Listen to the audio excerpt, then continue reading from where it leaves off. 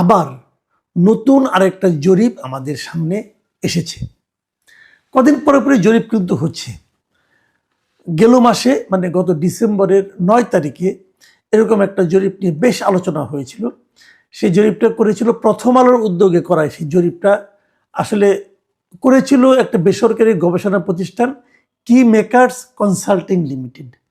তাদের সেই জরিপ ছিল গুরুত্বপূর্ণ সামাজিক রাজনৈতিক বিষয়ে জাতীয় জনমত জরিপ 2025, এই ছিল সেই জরিপের শিরোনাম। ওখানে অনেক খুঁটিনাটি অনেক প্রশ্ন ছিল এবং বেশ মোটামুটি গোছানো টাইপের একটা জরিপ বলে আপাত দৃষ্টিতে মনে হয়েছিল।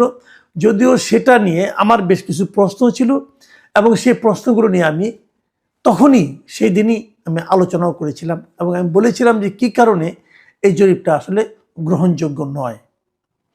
সেই জরিপে বলা হয়েছিল যে দেশের 66% মানে 66% মানুষ, মানে তাদের জরিপদাতা উত্তরদাতা যারা আছে তারা বলেছে যে আগামী নির্বাচনে বেশি আসনে জয়লাভ করবে বিএনপি এবং 26% মত প্রকাশ করেছিল যে না, বেশি আসন পাবে জামায়াতে ইসলামী। তার মানে 66 এবং 26 এই ছিল গ্যাপটা। এরপর আজকে আরেকটা জরিপ হয়েছে, আরেকটা জরিপের কথা প্রকাশিত হয়েছে আর কি। এই জরিপটা করেছেন একটা বেসরকারি সংস্থা eminence associates for social development, EASD। এরা একটা জনমত জরিপ চালিয়েছে এবং এই জরিপে তারা করেছে যে কাজটা সেটা হলো 300টা সংসদীয় আসনে তারা লোক পাঠিয়েছে এবং সেখানে 20,495 জন মানুষের উপর তারা মতামত নিয়েছে এবং তারা এই মতামতটা নিয়েছে সশরীরে, মানে হাজির হয়ে নিজে নিজে, মানে একদম মানে মানুষটাকে জিজ্ঞাসা করেছে আপনি কাকে কি করবেন না করবেন এরকম। এবং এই জরিপটা চলেছে এই বছরের ডিসেম্বরের 20 তারিখ থেকে জানুয়ারির 1 তারিখ পর্যন্ত, এই সময়সীমার মধ্যেই। এই সময়ে পরিচালিত জরিপের রেজাল্টটা কি এসেছে? রেজাল্ট এসেছে যে 70% মানুষ বলেছে যে তারা বিএনপিকে ভোট দেবে এবং 19% মানুষ বলেছে যে তারা জামাতে ইসলামকে ভোট দেবে। মানে বিএনপি এবং জামায়াতের গ্যাপটা এই নতুন জরিপে আরো বেড়েছে, অনেকটাই বেড়েছে। এখন প্রশ্ন হলো কেন এই গ্যাপটা বাড়লো? এটা নিয়ে কিন্তু আলোচনা আমরা করবো একটু পরে। গ্যাপ বাড়ানোর নানা কারণ থাকতে পারে, কারণ আপনারা জানেন যে এর মধ্যে এই সময়ের মধ্যেই কিন্তু আপনার তারেক রহমান সাহেব উনি দেশে এসেছেন, 25শে ডিসেম্বর উনি দেশে ফিরেছেন। দেশে আসার পর তাকে কেন্দ্র করে বিএনপির পক্ষে একটা জোয়ারের মতো উঠেছে। এর মধ্যে খালেদা জিয়া মারা গেছেন, উনি মারা যাওয়ার কারণে বিএনপির প্রতি মানুষের সিম্পেথি বেড়েছে। এই সমস্ত কারণে একটা মানে গ্যাপটা বাড়তেই পারে, অস্বাভাবিক কিছু না। কিন্তু এই জরিপটা গিয়ে এ কারণেই গ্রহণযোগ্য হবে না আরো কিছু বিষয় আছে যেটা নিয়ে আলোচনা করা যেতে পারে? এই জরিপে 4টা মূলত প্রশ্ন রাখা হয়েছিল। 1 নম্বর প্রশ্ন রাখা হয়েছিল কোন দল সরকার গঠন করবে অথবা আপনারা কাকে ভোট দিবেন, এরকম। আরেকটা প্রশ্ন করা হয়েছিল যে জিনিসটা নাকি খুব ইম্পর্টেন্ট বলে আমি মনে করি, সেটা হলো বলা হয়েছিল আপনি ভোট দেবেন না কিনা, মানে ভোট দেবেন না এমন কোনো ঘটনা আছে কিনা। এই যে প্রশ্নটা যে আমি ভোট দেব না অথবা আমি ভোট দিতেই চাই না, এই ধরনের প্রশ্নের উত্তরেও মাত্র 0.2% মানুষ বলেছে যে তারা ভোট দিতে যাবে না। দেখুন, আগের যে জরিপটা ছিল নভেম্বরে, ওই জরিপটা নিয়ে আমার প্রশ্নটা ছিল এই কারণেই, সেখানে দেখানো হয়েছিল যে এই অন্তর্বর্তীকালীন সরকারকে একেবারেই পছন্দ করেন না তেমন লোকের সংখ্যা হলো 3.2%। আমি তখন বলেছিলাম যে যারা আওয়ামী লীগ করে তারা এই সরকারকে পছন্দ করার কোনোই কারণ নাই, কাজেই তারা তো বলবে আমি একেবারেই পছন্দ করি না। এখন তাদের মধ্যে মাত্র 3.2% লোক বলছে, এই হিসাবটা আমার কাছে গ্রহণযোগ্য মনে হচ্ছিল না, যেটা নিয়ে আলোচনা করেছিলাম। এবারে এই জায়গাটা এসে আমি কিন্তু আবার হুচট খেলাম যে এই জরিপে বলা হয়েছে মাত্র নাকি 0.2% মানুষ ভোট দেবে না বলে বলেছে আমরা ভোট দিতে যাব না। বুঝেন, কিন্তু মানে 1%ও না, 1%-এরও 1/5 এত কম লোক বলছে আমরা ভোট দিতে যাব না। তার মানে প্রায় সবাই ভোট দিতে যাবেন। বাট এই হিসাবটা কি আপনার কাছে আমার কাছে কতটুকু, আপনার কাছে কতটুকু গ্রহণযোগ্য আমি জানি না। আমার কাছে মোটেই গ্রহণযোগ্য না। কারণ আমি জানি যে আওয়ামী লীগের একটা বড় অংশ লোক তারা ভোট দিতে যাবেন না। এই কারণে যাবেন না, তারা অনেক লোক আছে, আমি অনেকের সঙ্গে আমার ব্যক্তিগতভাবে আলাপও হয়েছে, তারা বলেছেন আমি ওখানে যে কাকে ভোট দিব, আমি কি বিএনপিকে ভোট দেব? বিএনপি তো আমার দলের আদর্শকে বহন করে না, অথবা বিএনপি ক্ষমতায় গেলে কি আমার দলের লোকজন, আমার যারা নেতাকর্মী আছে অথবা আমরা যারা আছি, আমরা কি নিরাপদে থাকতে পারবো? তাহলে আমি দেবো কেন? জামাত ইসলামকে আমি ভোট দেবো, তো আমি কেন দেব? আবার জামাতকে যাও বা দিতাম, এমন এনসিপি যুক্ত হয়েছে, এনসিপির কারণে তো আবার দলের কর্মকাণ্ড স্থগিত হয়ে গেছে, ওদের কারণে তো আমরা নির্বাচন করতে পারছি না, তো ওদেরকে আমরা ভোট দেবো না, তার চেয়ে বরং ভোটই দেবো না।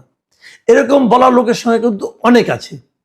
তাহলে এরা যদি বলে, জরিপে যদি বলা হয় যে মাত্র 0.2% লোক ভোট দেবে না বলে জানিয়েছে, সেই জরিপটাকে আমি কিভাবে গ্রহণ করব? আমি কিন্তু ব্যাপারটা ক্লিয়ার না, একদমই ক্লিয়ার না, আমার কাছে এটা মোটেই গ্রহণযোগ্য মনে হয়নি।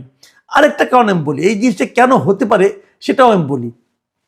হতে পারে এই কারণে, এরা বলেছে যে তারা এই জরিপটা করেছে সরাসরি, মানে একদম সশরীরে উপস্থিত থেকে। এর অর্থ হচ্ছে জরিপদাতা, জরিপ গ্রহীতা একজন মানুষের কাছে গিয়েছে, যে এই 4টা প্রশ্ন করেছে, তাকে বলেছে ভাই আপনি কাকে ভোট দিবেন? উনি বলেছে আমি বিএনপিকে দেবো, অথবা জামাতকে দেবো, অথবা আপনি কি ভোট দিতে যাবেন? হ্যাঁ যাবো, অথবা যাবো না, এরকম। মজার ব্যাপার হলো, আমার অভিজ্ঞতা বলে, আমি অনেকগুলো নির্বাচনের আগে কিন্তু নির্বাচন নিয়ে কাজ করেছি, রিপোর্টিং করেছি, মাঠ পর্যায়ে গিয়েছি। সেই 1996 সাল থেকে এই কাজটা আমি করেছি। আমি যে পত্রিকায় চাকরি করতাম, 96 সাল, 2001 সালের নির্বাচন তো আমি সশরীরে বিভিন্ন জেলায় ঘুরেছি। কিন্তু আমি একটা জিনিস দেখেছি, যখন মানুষকে জিজ্ঞাসা করা হয় আপনি কাকে ভোট দিবেন, মানুষ বিরক্ত হয়, মানুষ জবাব দিতে চায় না। তার বক্তব্য হলো আমার যার ইচ্ছা চাই দেবো, আপনাকে বলবো কেন? এরকম আমি শুনেছি। অথবা যদি তারা সরকার বিরোধী হয়, মানে সরকারকে ভোট দিবে, সরকারি দলকে ভোট দিবে না, যেহেতু ওই দুটা নির্বাচনে কিন্তু সরকার বিরোধীরাই বিজয়ী হয়েছিল, সরকারি দলের বিরোধী যারা আছে তারা বলে হ্যাঁ দেখে শুনে ভোট দেবো, এরকম বলতো। আর যারা সরকারি দলের লোক, একদম মানে মানে সরকারের দলের একদম মানে কি বলবো আপনার, একদম ডাই হার্ড যারা, হ্যাঁ অন্ধ সমর্থক, তারা হয়তো বলেছে হ্যাঁ ঠিক আছে আমি অমুক দলকে ভোট দেবো। হ্যাঁ আমি যে দল ক্ষমতা থাকতে সেই দলের নাম নিয়ে বলতো আমি তাদেরকে ভোট দেবো, তারা তো ভালো কাজ করতেছে, এরকম। কিন্তু এরকম সংখ্যা খুব রেয়ার। ম্যাক্সিমাম লোককে আমরা দেখেছি তারা কাকে ভোট দিবে এটা মুখে প্রকাশ করতে চায় না। কেউ কেউ করে, কিন্তু ওদের সংখ্যাটাই বেশি। কিন্তু তাই যখন আপনি শারীরিকভাবে উপস্থিত হয়ে মতামত জানতে চাইবেন, তখন আপনারা সবাই এরকমভাবে আপনাকে জানিয়ে দেবে, এটা আমার কাছে ভাই গ্রহণযোগ্য মনে হয় না। এর চেয়ে বরং টেলিফোনে যেটা, সেটা অনেকটা নিরাপদ। অনেকে ভাবে যে আমার পরিচয়টা প্রকাশিত হলো না, আমি বলে দিলাম। সবচেয়ে ভালো অনলাইন জরিপ। অনলাইন জরিপে কেউ জানলো না আমি কাকে ভোট দিলাম, আমি কে তা জানলো না, এটা সবচেয়ে ভালো। ওখানে অ্যাকুরেট রেজাল্ট আসে। কিন্তু ওখানে একটু ঝামেলা হয় এই কারণে যে ওই জরিপটা কে নিচ্ছে অথবা কোন প্ল্যাটফর্ম নিচ্ছে তার উপর নির্ভর করে। যেমন ধরা যাক আমি যদি একটা অনলাইন জরিপ করি, তাহলে আমার প্ল্যাটফর্মে এই মুহূর্তে যারা ভর করছে, যারা বেশি ভিড় করছে, তারাই ভোট দিবে। দেখুন আপনাদের আলোচনার সুবিধার্থে আমি একটা অনলাইন জরিপের কথা বলি। যখন আমি পত্রিকায় এই নিউজটা পড়লাম আজকে, পড়ার পর কিছুক্ষণ পরে আমি ভাবলাম তাহলে আমি নিজে একটা জরিপ করি না কেন আমার অনলাইনে। আমি এখন থেকে 2 ঘন্টা আগে সেই জরিপটা দিয়েছি, 2 ঘন্টা, ঠিক 2 ঘন্টা আগে। আপনারা দেখুন এখানে দেখবেন 2 ঘন্টা লেখা আছে। এই 2 ঘন্টায় আমার এখানে ভোট পড়েছে 9,400 ভোট। মাথায় রাখবেন, 9,400 ভোট পড়েছে মাত্র 2 ঘন্টায়। যদি একদিন পরে করি সেটা বেড়ে হয়তো 20-30 হাজার হয়ে যাবে। কিন্তু তো 2 ঘন্টায় আমি কি পেয়েছি এটা আপনাদের একটু আমি বলতে চাই। প্রশ্ন ছিল 12ই ফেব্রুয়ারি নির্বাচনে আপনি কাকে ভোট দিবেন। অপশন ছিল বিএনপি ও তার জোটকে, জামাত ও তার জোটকে, ভোটই দেব না, এখনো ঠিক করিনি। এই ছিল 4টা প্রশ্ন। এর মধ্যে বিএনপি এবং তার জোটকে ভোট দিবে মাত্র 19% লোক, জামাত আর জোটকে ভোট দিতে চেয়েছে মাত্র 22% লোক, আর ভোটই দেব না এমন কথা বলেছে 53% লোক, আর এখনো ঠিক করিনি এটা বলেছে 6% লোক। আসেন এটা আমারটা একটু বিশ্লেষণ করি। তো আমার এখানে এমনটা হলো কেন? দুটো কারণ, আমি আমার কারণগুলি ব্যাখ্যা করি। দেখুন, প্রথমত জামায়াতের যে 22% ভোট এসেছে, এটা এসেছে এই কারণে যে জামাত এবং শিবিরের লোকরা এরা অনলাইনে দীর্ঘদিন ধরে খুব অ্যাক্টিভ। তারা মোটামুটি সব অনলাইনেই যাতায়াত করে, দেখে, চেক করে এবং কোনো জরিপ হলে অংশ নেয়। কাজে তাদের অ্যাক্টিভ তাদের খুব বেশি, এই জন্য এটা বোঝা গেছে 22%। আর বিএনপির ব্যাপারটা হলো, BNP in the meantime তারা কিন্তু সরকারি দলে প্রায় পরিণত হয়েছে। বিএনপির নেতাকর্মীরা, বিএনপির যারা সমর্থকরা, তারা ভাবতেই শুরু করে দিয়েছে যে আমরা তো ক্ষমতায় এসেই গেছি। এবং আমি বরাবরই দেখেছি যারা সরকারি দলে থাকে তারা এসে মতো জরিপ টরিপের কোনো পাত্তা দেয় না, তারা এগুলোতে অংশও নেয় না। তারা মনে করে যতক্ষণ এখানে অংশ নেব ততক্ষণ কিছুক্ষণ চাঁদাবাজি করে আসি, ওটা অনেক লাভজনক হবে। যে কারণে বিএনপির মধ্যে এখন ওই ধারণাটা সম্ভবত চলে এসেছে। আর আওয়ামী লীগের ভোটার যারা আছে তারা ম্যাক্সিমামই এখন আমার এখানে ভর করেছে বলে আমার ধারণা। কারণ হয় কি, আমার এই চ্যানেলে একটা নিয়ম আছে, নিয়ম মানে আমার একটা বৈশিষ্ট্য আছে। সেই বৈশিষ্ট্যটা হলো আমি সবসময় নিপীড়িতের পক্ষে, মজলুমের পক্ষে এবং এন্টি এস্টাবলিশমেন্ট, মানে সরকারের যে ভুলগুলো আছে সেগুলো নিয়ে বেশি আলোচনা করি। যে কারণে যারা ওই সময় সবচেয়ে নির্যাতিত থাকে, যারা সব নিপীড়িত থাকে, তারা এসে আমার এখানে ভর করে। যখন আওয়ামী লীগ সরকার ছিল ক্ষমতায়, তখন আওয়ামী লীগের লোকজন আমার চ্যানেলে আসতো না, বরং বিএনপি এবং জামায়াতের লোকরা আমার এখানে ভর করতো। এখন যেহেতু অন্তর্বর্তীকালীন সরকারের সমস্ত দমন পীড়ন এখন চলছে আওয়ামী লীগের উপর, যে কারণে সম্ভবত আওয়ামী লীগের লোকজন আমার এখানে কিছু ভর করেছে। এর বাইরেও কিছু নিরপেক্ষ লোকও আমার এখানে নিয়মিত, যারা নাকি কোনো দল করে না, যারা লজিক দিয়ে চলে, সেরকম কিছু লোক আমার এখানে ভর করে বলে আমার বিশ্লেষণ। তো সেক্ষেত্রে আমি এখানে দেখছি যে 53% মানুষ বলছে যে তারা ভোটই দেবে না। তার মানে আমি ভোটই দেব না, এই যে অপশনটা, এরাই সবচেয়ে বেশি লোক এখানে এসেছে এই 9400 লোকের মধ্যে। যদি এটা হয় বাস্তবতা, আমি ধরলাম এখানে আওয়ামী লীগের লোকে ভর করেছে, আমি ধরে নিলাম এই কথাটা, কিন্তু লোক তো এরাই তো ভোট দেয়। যেখানে 22% লোক জামাতকে ভোট দিচ্ছে, 19% লোক বিএনপিকে ভোট দিচ্ছে, সেখানেও তো এই লোকগুলি ছিল। তাহলে এই লোকগুলোকে এই জরিপ, এই যে আপনার এমিনেন্স যারা জরিপটা করেছে, eminence associates for social development, এরা কেন খুঁজে পেল না?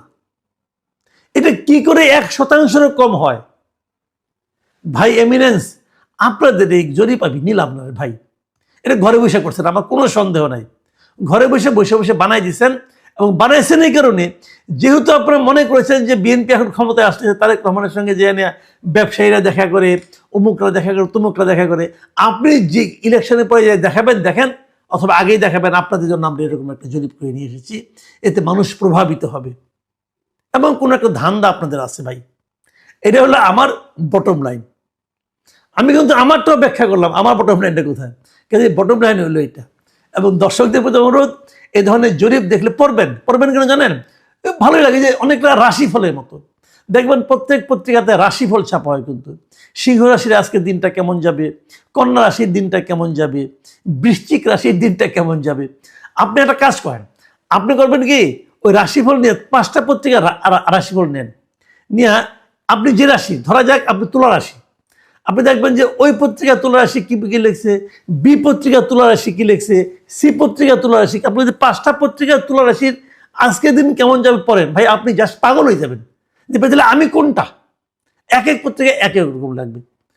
এইটার কোনো বাস্তবতা নাই, তবে পড়তে মজা লাগে, পড়তে মজা লাগে।